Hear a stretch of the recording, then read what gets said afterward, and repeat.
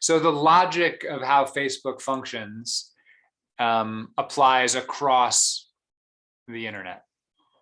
And what does it do? It creates a culture that is hyper focused on negativity, on conflict, on fear, on things that are scary. And we all feel the effects of that. And the kind of studies we're hearing Facebook has done are not surprising to any of us, that it has negative effects on human psychology. So it's becoming obvious to us how important it is that we address this culture, this online culture.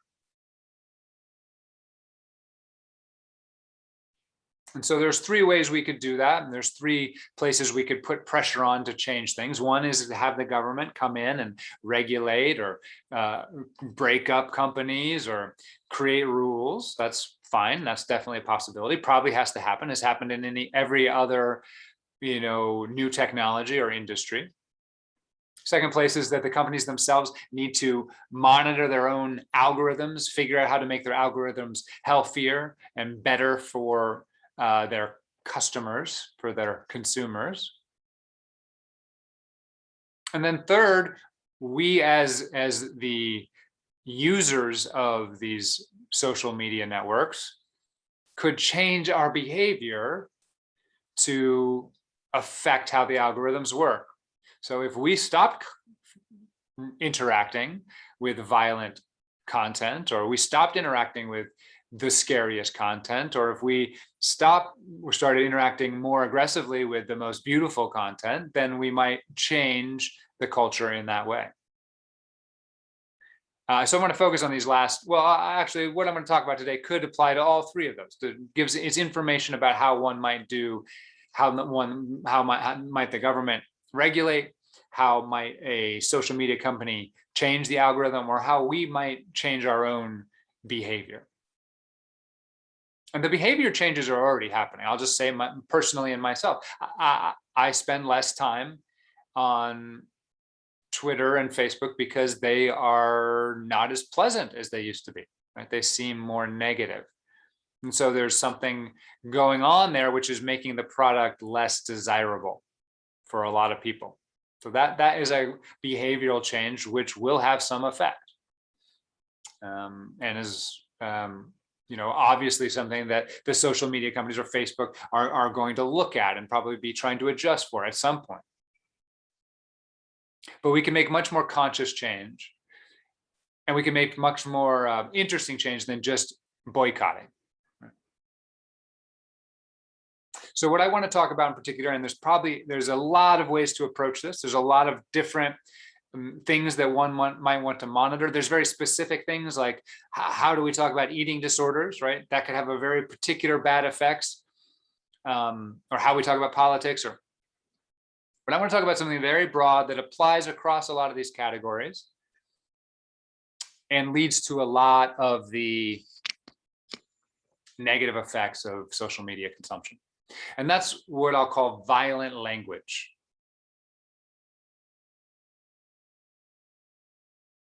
So violent language that attempts to coerce or hurt others, is ubiquitous across the internet, but is also very effective because it triggers responses, and therefore it triggers interaction. It triggers emotional response. So either you will respond against the violent language, or you'll feel in tune with the violent language and share it. There's whole corners of the media world that are entirely designed to promote and expand violent language. And you can probably guess who some of those people are. But even if you don't think about the big ones, it's ubiquitous among individual users who may be using it to express their anger or fear.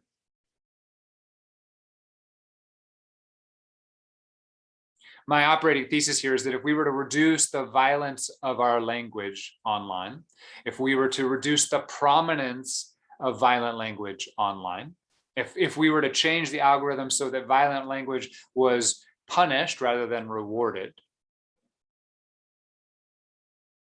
we would see a radical difference in the type of interactions we have, and the type of news that showed up in our timeline, and in the general feel and attitude of the online culture. And I think it would also help in very specific cases where we're looking at specific harms. Bullying is a type of violent language, for instance. So I'm just going to briefly go through 6 or 7 types of violent language, going from the worst and most obvious to the most subtle. And this is something I'm offering to us as individuals mostly, so that we can evaluate our own language and how we interact online, and also so we can notice what's happening online and how it affects us. It might start giving us some structure for realizing why that language over there is so problematic for me, and give us some alternatives for how we could communicate. So this will be brief, but I think this is an important topic, and there's a lot to say about this. And today I just want to say a little bit, just sort of give us an overview. So the most prototypical example of violent language is a threat, a violent threat, a threat of physical violence. It's actually illegal. I think, I'm not a lawyer, but it's illegal in most places to threaten people with physical violence. Unfortunately, you don't have to do much. You don't have to know very many people or do much of a Google search to realize that this is very rarely prosecuted for the amount of times it happens. So it's not, it's illegal, but it's not, it's not enforced really, okay, except in extreme examples, usually against famous people. But if you're an individual, or especially a woman or a person of color who's written anything controversial, unfortunately, your DMs are usually full of things that could be considered violent threats. That's heartbreaking, but it's a fact, and we sort of have to accept it. And again, the social media networks also say this kind of language is banned, and yet it's not. That is, it's still ubiquitous. So the most obvious example of this is just literally saying, I'm going to harm you, right? But there's lots of other ways that, I invite you to go look online. There's Amnesty International did a study, and there's a couple other studies online, and you can go see. I don't actually really want to repeat the language because it's really awful, and it's ubiquitous. So this would be a simple way, right? And it's sort of a way that the social media networks could sort of prove some kind of prove that they actually care, right, about this kind of issue, because it's so obvious, and we all agree that violent threats shouldn't exist online. And so it seems like it should be a basic requirement of running an online forum that you try to protect your members from threats, from violent threats. Why are violent threats used? Well, violent threat is used in one of two ways. It's either literally just trying to hurt somebody. If you're scaring somebody or making someone unsafe, or trying to lower them in your estimation, to make them, demean them, then you're literally trying to hurt them. It's no different than punching them. I mean, of course, there's differences, but in terms of the harm done, often violent language is much more harmful than actual violence. Not always, of course. Another thing we do with violent threats is we try to coerce people. We say I hope I'm not using any violent threats, but what one is doing with a violent threat is trying to coerce or manipulate somebody. You're trying to change their behavior to get them to do what you want them to do. Online, this is often just getting them to shut up, but you're using violence to do that, or you're using a threat to do that. Looking at a violent threat is useful because as we go into the more subtle forms of violent language, we'll just keep these two things in mind. Are you trying to hurt somebody with what you're saying? And it could be very subtle. You could just be trying to sting them, or you could try to be, lashing back because they hurt you, right? Are you trying to hurt somebody? It's a violent language. If you're trying to hurt somebody with your words, it's violent. End of story. Or are you trying to coerce somebody? Are you trying to get them to behave in a certain way, non-consensually, right? You're not using language to purely rationally convince them of their wrong, right? You're using language to try and force them to behave in a different way. Okay. So violent threats are the top level. We can sort of identify them as awful, but they exhibit two characteristics which actually we'll find in all sorts of other language that is, well, it's just more subtle. And there's other forms of it that we've all done, no matter how sort of conscious we try to be, especially online, because it's set up to encourage that kind of behavior.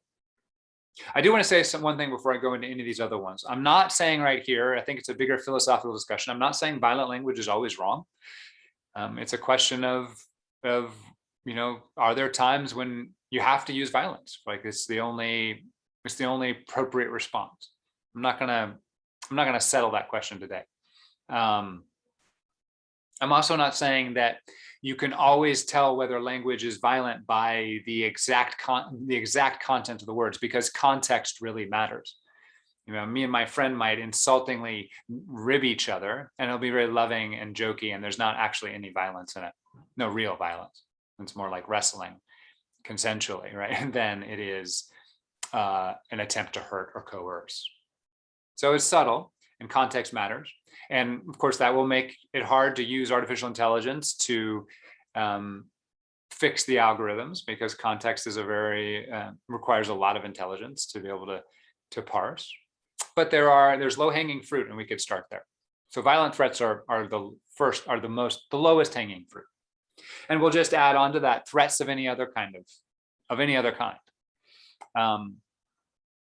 So there's other types of things you could threat besides doing actual damage. You could threaten to sue somebody. You could threaten to out them. You could threaten to dox them. You could threaten to call their job. You could threaten to call their partner. You could threaten to block them. There's threats all the way down to very, very small things.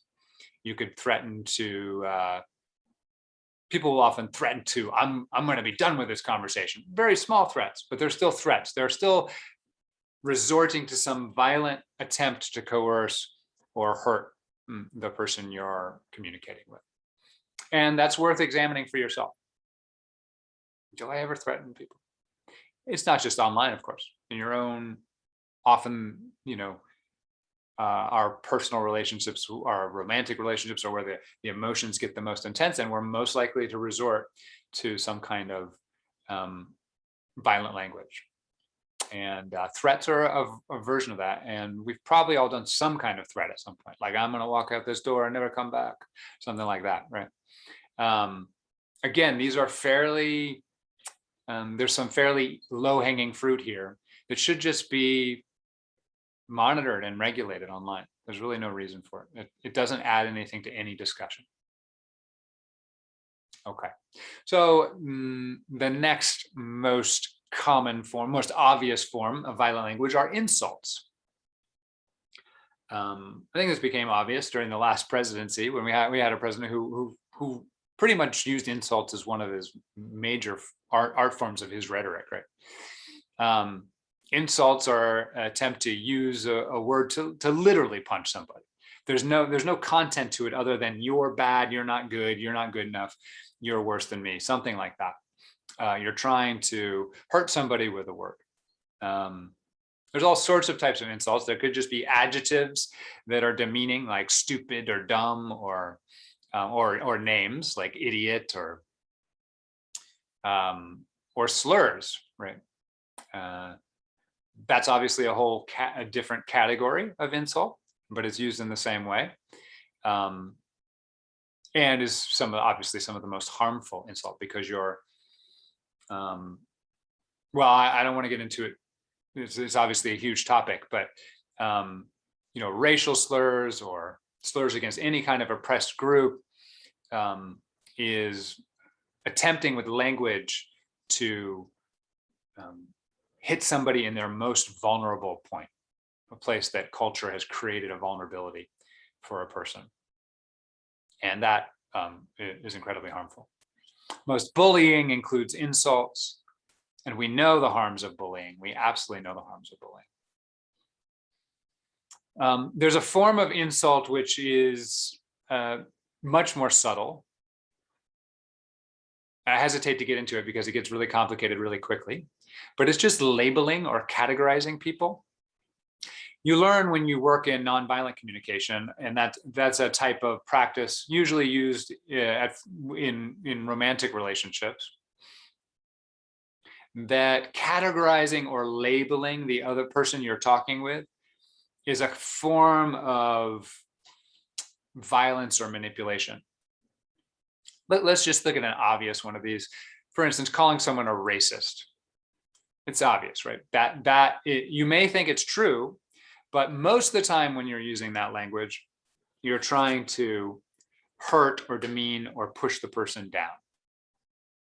There can be a perfectly good conversation about whether something someone has done is racist or not. Obviously, it's an important kind of conversation to have. But most of the time, that's not the conversation that's being had. We're using the word as a way to punch the person we think is racist, or maybe we don't even think they're racist. We're just using the word. So racism is just one example. People will use a wide variety and much, much more subtle ones, like, oh, you're an academic. That could be one, right? And the question is, how is it used? And the context really matters. But you could be using that to dismiss the other person, to say that they're lost in the clouds, or whatever it is. We often use labels and categories to put the person in a box. I'm not going to go through all the better ways to talk here, but just on this one example, it's almost always more fruitful to talk about a particular action of the person, to first talk about how that action made you feel, and then if the conversation has been invited, to talk about how you might want to categorize that action. So that action is racist is a conversation worth having. You'll almost never get anything useful out of it if you go right after the person and call them racist, or call them whatever name it is, whatever category it is. Again, I'm not saying violent language is always wrong. It could be useful sometimes to just pound somebody as a racist verbally. I'm not going to make a judgment on that, but it is categorizing like this and labeling like this is often used as a kind of proxy for an insult. So something to look at. There's also a logical type of argument in here called ad hominem, which is a form of insult. Usually it's a way of avoiding the argument and attacking the person themselves. It's considered a logical fallacy, and it's one reason we use insult, to dismiss the whole argument, the whole experience, the whole feeling that a person might be having by labeling them as bad in some way. And we could use a direct insult like you're a freaking idiot, or we could use a more subtle insult like, nah, that's not normal, right? There's a lot of ways we can do that. So you don't have to look very far online. I personally hope that in 30 years, insult language is considered as ridiculous and crass as punching someone in the face while you walk down, it's just a stranger in the face, right? It has no real purpose. It doesn't have any obvious function other than to hurt somebody. Obviously, there are these gray areas where it gets more complicated, but if you're actually intending to insult somebody, all you're doing is attempting to hurt somebody. It doesn't usually get you anywhere. Okay, so insult. All right, what's the next category I'd like to look at? It gets more subtle from here. I want to remind you, I'm not saying any of these types of things are always wrong, but they are violent forms of language, and they generally increase the amount of conflict and pain and wounding in the conversation. So the next huge category, and sometimes, especially during the election, the amount of this seemed like maybe the primary form of conversation: shame and blame, or blame and shame. Let's use blame and shame. In nonviolent communication with a partner, it's really important to avoid blaming, because a blame is almost always taken as an attack, and that requires a defense. And now the two parties are in a violent conflict, violent linguistic conflict, rather than attempting to form some kind of connection. So, there's obviously clearly times when blaming is not a violent activity.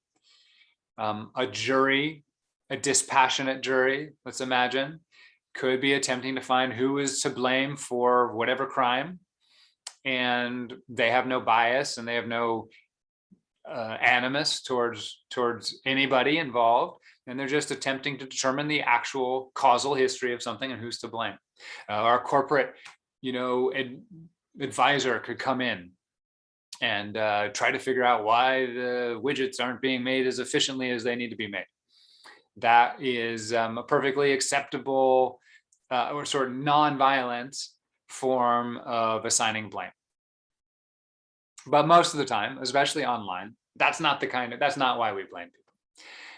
We blame people to hurt them. We blame people to put them down. We blame people to coerce them. And shame is the coercive flip side of that. We try to literally make someone feel not good enough. Again, so much of our political discourse works this way now. I know I engaged in this many times, because we really want people to be, to do certain things seem so politically important. We really want them to do it, and shame and blame work. Maybe this is a good point to bring this up. Violence works in the short term. Violence works. That's why there's so much violence in the world. Physical violence. Physical violence works. It's a quick and short way to get somebody to do what you want them to do, or to hurt them. So it's not that it can't work. And shame and blame works as well. It's very effective in shutting people up and getting people to change their behaviors. But violence has consequences. Violence breeds more violence. Violence gets a kind of compliance that is not wholehearted. It's a violence based in fear, a compliance based in fear rather than agreement or compassion or love. Let me use an example right now. I think the Me Too movement, the way it started, was one of the most powerful examples of nonviolent communication.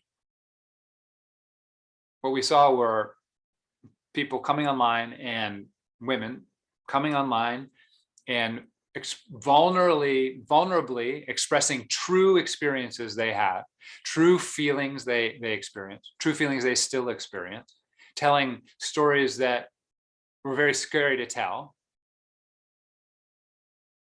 And the heart of that, and there's lots of stuff that went on around it, but the heart of that was not about blaming or shaming necessarily. It was about telling a truth about one person's experience. This is incredibly compelling, moving, motivating, and it's already caused massive amounts of change at the cultural, political level and at the individual level. I don't think there are very many people, in fact, who haven't been affected by that, even if they consider themselves widely aware of these issues. Because when we see somebody being true and honest and vulnerable and not attacking, we are immediately moved. Our innate human compassion kicks in. Not for everybody, but it's one of the most effective ways to do it. Now, there's another part of the Me Too movement, which is, we could talk about cancel culture, although that goes through across a much broader, set of actions in our society. But there's a blaming part and a shaming part to it. And again, that's also been very effective as well. I think that is changing lots of behaviors. It's changing lots of businesses. It's changing. So I'm not saying you can't do it, but we can recognize the difference. It's a blaming and shaming works because of its violence, because it hurts people, scares people, coerces people into certain behaviors. And again, maybe that's necessary because the bad of them not behaving in accordance with what we're trying to get them to do is so bad. So maybe it's necessary, but the compliance that comes with it is really different. I mean, it generates a lot of resentment. It generates, it does not generate internal compassion and understanding, right? The person will feel coerced into that behavior.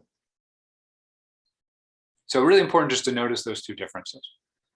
I do want to say I'm not going to make a judgment on the Me Too movement, whether that's necessary or not, but it's a really good example of the two types of communication over the same kind of topic and the kind of effects they have. They're different effects. Most of the time, the blaming and shaming we are doing is not of the level of necessity that we were getting in something like the Me Too movement. The blaming and shaming we're doing is over much smaller things. And it's just constant throughout the discourse.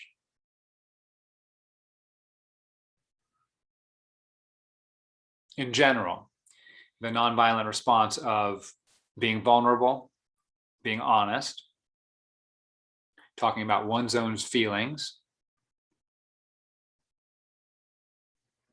will have the most long-term effective consequences in general. In general, if you're blaming or shaming someone, just realize what you're doing. Realize that we are trying to hurt somebody and trying to coerce them. Again, you may decide that that's justified and you need to do it. That's not for me to decide. But let's be aware that that's what we're doing.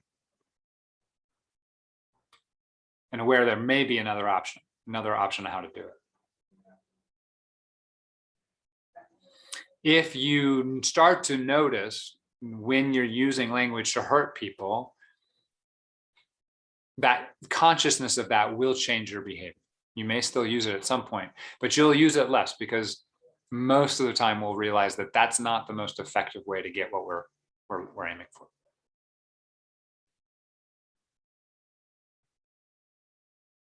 Okay. Next category. We're getting really subtle now. Well, I guess this isn't that subtle. So dishonesty is a form of violence, or at least I'm going to say it is.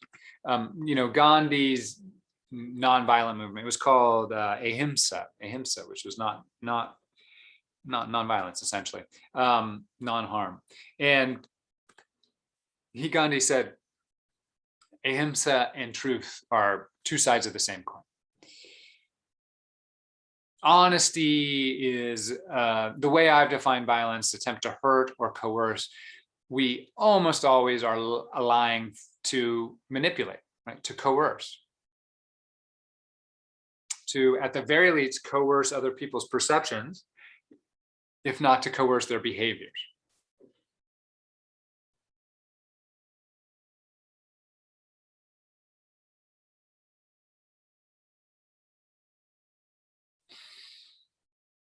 Obviously, a massive topic, the topic of honesty. And there's lots of ways that we're sort of dishonest online, and maybe I'll talk about this another time. We're dishonest if we lie, obviously. But often we're dishonest in subtler ways. We often assert facts that we don't know. We do it all the time. I've done it. When I say I don't know, I might think it's true. I like it, it fits in with my worldview. I've heard other people say it, but I don't actually know it with the certainty with which I'm saying it. That's dishonest. It's an attempt to pretend an authority you do not have. That's just a subtle example. I don't know, if you share an article and you never read the article, is that dishonest? I don't know. It's on the boundaries, right? These are things we've all done. So honesty, deep honesty is about integrity. It's about authenticity.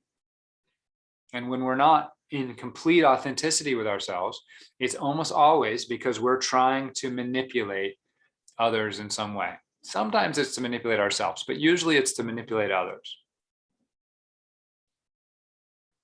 And I just mentioned a few things like sharing something we don't know, asserting authority we don't have.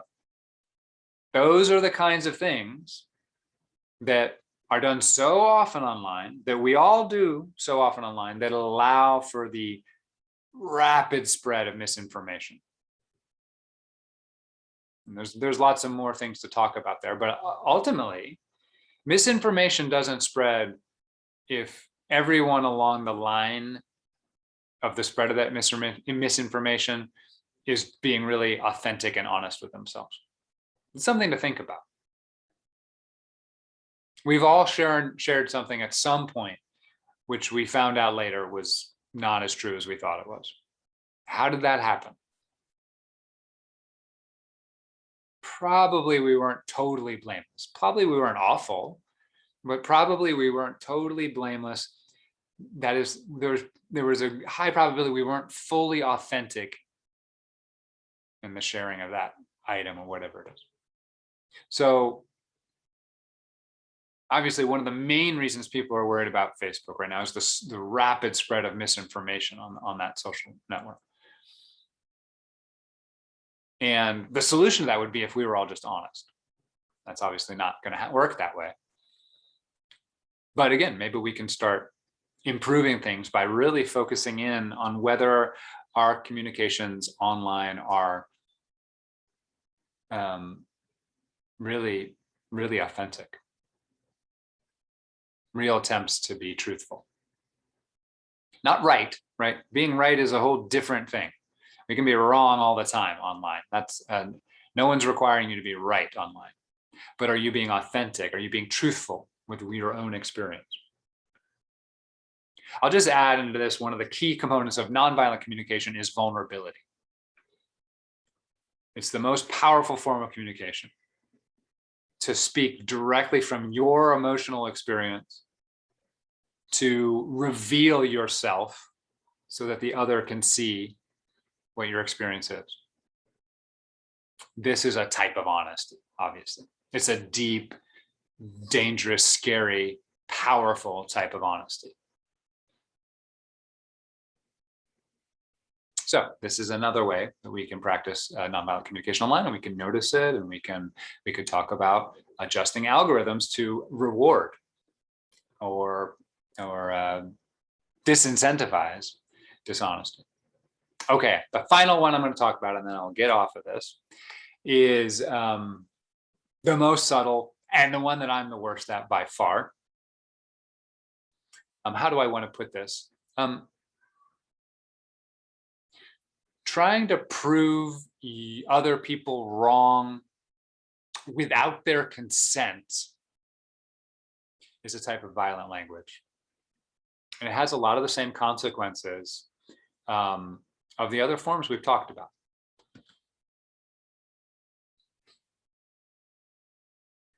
So let me put it this way. Persuasion without consent is a very subtle form of violent communication. So I was trained, I have a Ph.D. in philosophy, I have a degree in physics.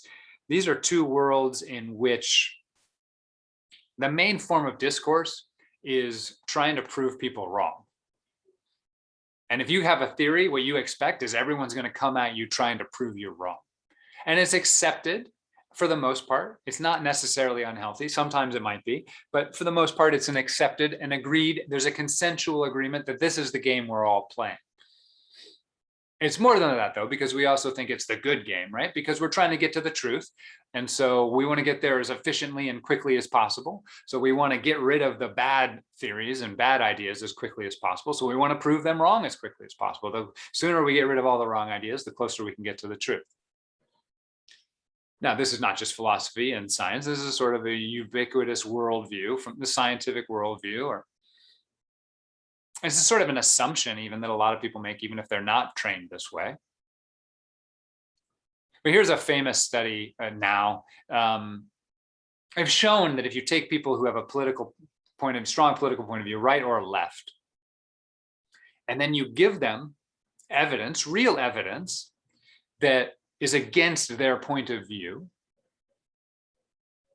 So you offer them some real evidence that what they're saying is not true, what they believe is not true.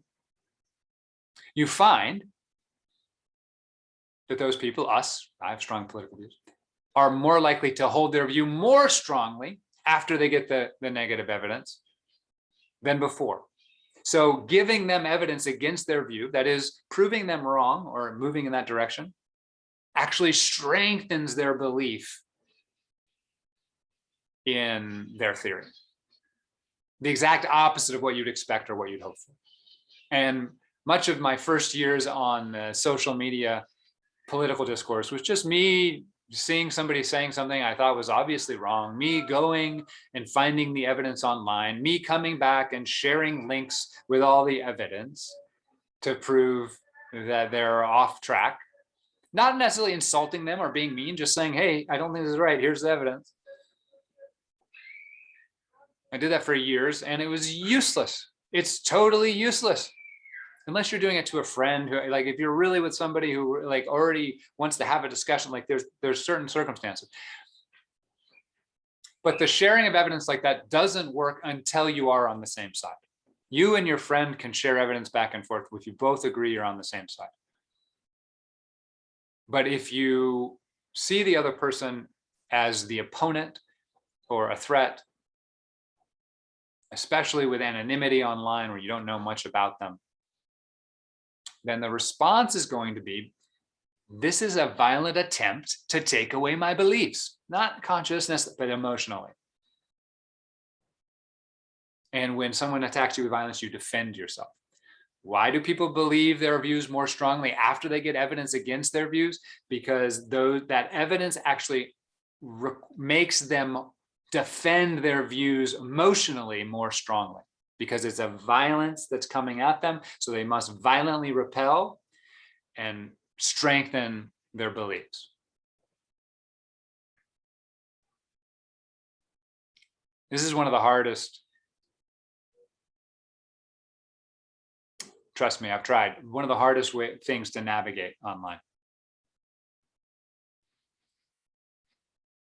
I guess I'm not going to say a whole lot more about it. I'll let you think about it. Let me just say, what would be an alternative? And I've started doing things like this.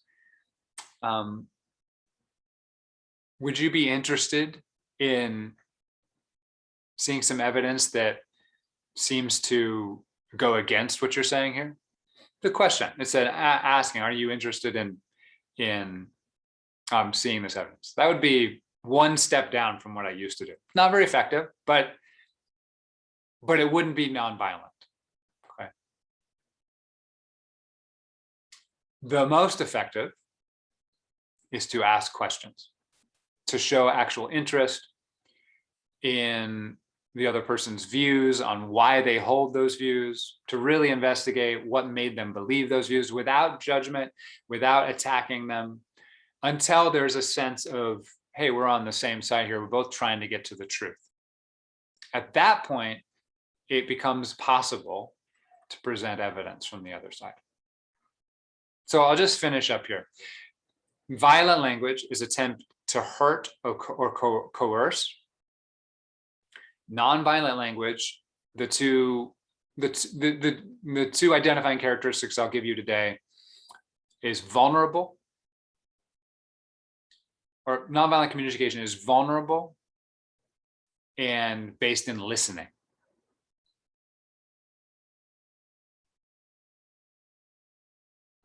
This is hard enough in human to human contact where we're just having an actual conversation.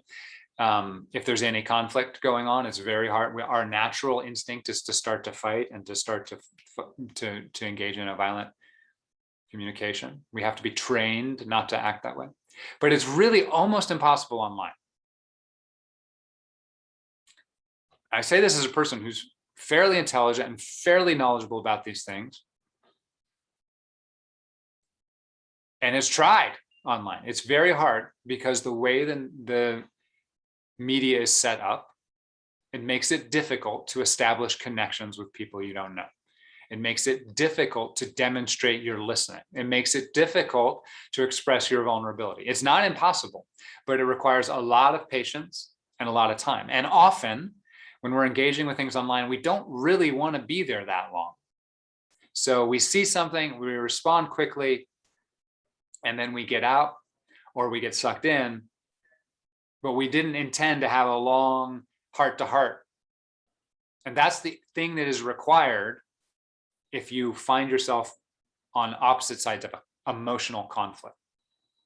And social media is not set up that way right now. Now, some of these new, I think there's something interesting about some of these new places to hang out, like Clubhouse, or what, I don't remember what it's called on Spotify, Green Room or something, where you're starting to hear human voices. Makes it so much easier. When we have human faces or human voices, we immediately start to see the humanity of the person. It's much easier to see vulnerability. It's much easier to sense if they're listening or not. It's much less likely that you're just going to want to hurt them because you can see an actual human being in front of you. But the anonymity, the shortness of the discourse on social media makes this type of conversation really hard. So we need to practice it. We need to encourage it.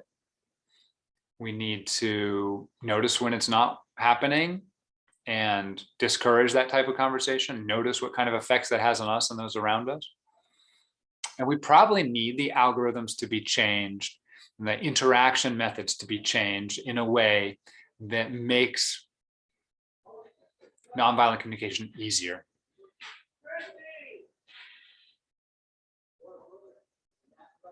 All right, that's all I have to say today.